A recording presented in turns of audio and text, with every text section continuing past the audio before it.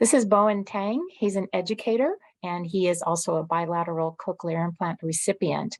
He's the president of the International Federation of Hard of Hearing Young People. So Bowen, welcome. We look forward to hearing your thoughts.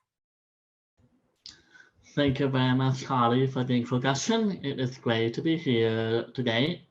So I'm here to provide some perspective on one part of the cochlear implant population that now often considered.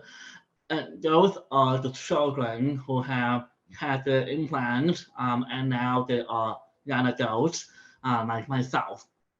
So I got my first cochlear implant when I was 10 years old. And at that time, throughout that whole process, all I knew was I needed this device to be able to hear better after the sudden drop of my hearing. And my parents and my teachers of the deaf and hard of hearing were the driving forces in the journey of getting a cochlear implant as well as the rehabilitation process.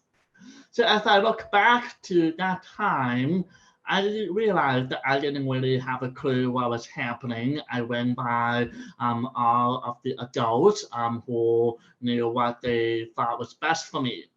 So as I got older and I transitioned from the children cochlear implant clinic to the adult cochlear implant clinic, it was the moment where I needed to take the ownership of my cochlear implant care and be able to know what questions to ask and have a partnership with my cochlear implant audiologist. So I want to take a moment to really highlight that in what I've noticed in my role as a teacher of the deaf before, that a lot of the children who have been implanted do take the cochlear implant for granted because of the well-supported system that they've had from their families and the educational professionals. Now, they don't know what they don't know when they become adults, right? They only really focus on that they can hear really well right now, but they don't really consider the possibilities where in the long term, there may be changes in the technology that may benefit them even more. Because as we all know, cochlear implants have only been around for 40 years at most, and we don't have enough data to really know whether the internal implant can last for the entire lifetime.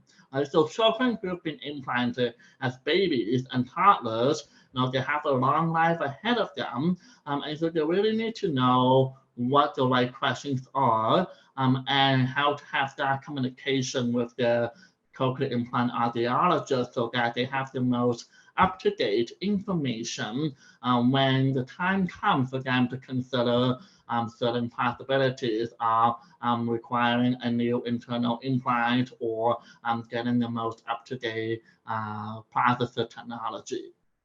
But the reality is, for most young adults out there, our priorities are really focused on navigating through post-secondary and trying to join the workforce. So really thinking about the cochlear implant care is not exactly on the top of most young people's priority. And that needs to be changed because here are some potential problems that could arise from not really taking ownership of their hearing health care. The next slide, please. So one of the main problems that I have come across in talking with other young people is that they're not aware of the latest cochlear implant technology because they don't often go to the cochlear implant clinic on a regular basis. Some of them have shared that the last time that they've seen the audiologist was 3 to 4 years ago, with COVID being one of the reasons for not going in. But that's the problem because they don't know that there is a recent change in certain criteria or new processes. So especially for those who are considering a bilateral implantation like myself, I recently got my second cochlear implant this February because it was only recently that the local cochlear implant clinic expanded their criteria to include bilateral implantation. So when I was a child, there was only funding for one cochlear implant. I couldn't get two way back when I was eligible for two. So I had to keep myself most up to date and always asking the adult cochlear implant clinic when they finally expand that criteria. So if someone who wants a bilateral implant had no clue after changing criteria over time, they would never know that there's a possibility for them to get a second cochlear implant.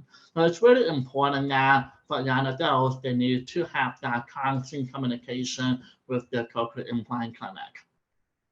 And as I mentioned before, right, because we've taken for granted how well the cochlear implant technology has done for us, that for some people, they feel they hear as well as any other hearing people just because of how well they did with the rehabilitation at a very young age. So that fails to prepare them for the possibility of equipment failure and be able to troubleshoot when that time comes, because anything could happen in our life, whether it could be an accident that involves a head trauma that requires a potential re-implantation. So these are the conversations that needs to be had so that they know what to do when that scenario does happen. And lastly, there's a lack of motivation for young people to ask for better access and better care. Because as a child, they've been used to going by the word of their hearing healthcare provider. So they would go into the clinic, do the mapping, not really knowing exactly the purpose of the whole appointment. Right? And then they walk out thinking that they heard better, and maybe they did, or maybe it could just be the same as before. So these young people really need to be given a tool to know what is considered the best practices in general. And that can only be accomplished by sharing information and questions with other peers so that they know what other clinics are doing, so that they could bring those information to their own clinic and say, could we do the mapping in this way that minimizes the amount of time they have to be in this appointment? Because as we all know, people have limited time when it comes to going to medical appointments when you have to navigate school and work, right? So most of the time they have to go into the appointment for half a day, which is a lot to ask, especially if they have to travel quite a distance to get to the local cochlear implant clinic. So knowing about the advances in the remote care that is now becoming a trend in the healthcare system, then those young people will be able to know and ask for those possible resources of their local clinic and be able to minimize the amount of time that they need to go in for the cochlear implant care. So in summary, this is how the living guideline is relevant for this population of cochlear implant users. The next slide, please. So in terms of the two key areas that would be the most relevant for young people who have been implanted as children is that even though they are recipients, they still need to go through that screening and evaluation where they should look at how well the implant is doing, whether they're able to upgrade to the latest processor, because financial barrier is another key problem for young people where funding is not always consistent across the world, or even within Canada. Some people have to pay $5,000 to get the new processor, where some people only have to pay $800 copay to get the new processor. So through those screening and evaluation at the clinic, and these users can be educated and empowered to take ownership for the lifelong care of the cochlear implant. And then through those appointments, they will also understand the potential long-term risk and be prepared for worst-case scenario. The other key area that's really important is the rehabilitation, which is really to make sure that these young people are connected to a peer network of cochlear implant users and mentors. So this is something that CIICA has been doing really great with the 18 to 30 conversations. And be able to keep up to date with the latest resources. So for example, for myself, I've never really been able to appreciate music until very recently. There's an app for music perception. So that's something that I'm now learning, even though I've had my cochlear implant for 22 years. And lastly, speaking on a personal level, with my second cochlear implant, I am doing a self-paced rehab program, which I find is very different from the rehab program that I've had as a child. So in the end, we need that structured rehab program to help us with the post-sequential implantation because it's very different from the first time around. So that wraps up my session. So thank you for your time.